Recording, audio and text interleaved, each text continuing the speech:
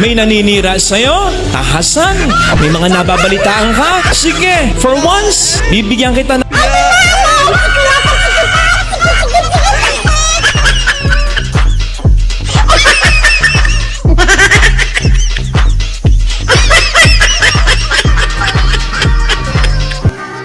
pang 3 beses. Sige, ipagtanggol mo yung sarili mo. Pero, pagkatapos nun, hayaan mo na. Wag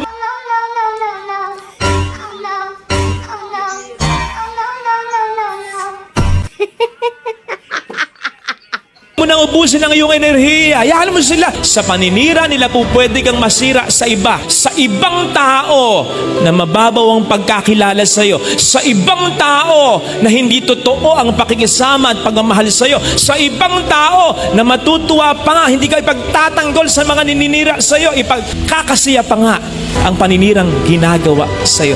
Pero yung mga taong malalim ang pagkakilala sa iyo, yung mga taong mahal kang totoo, nako, iisnabin lang yung mga taong naninira sa'yo.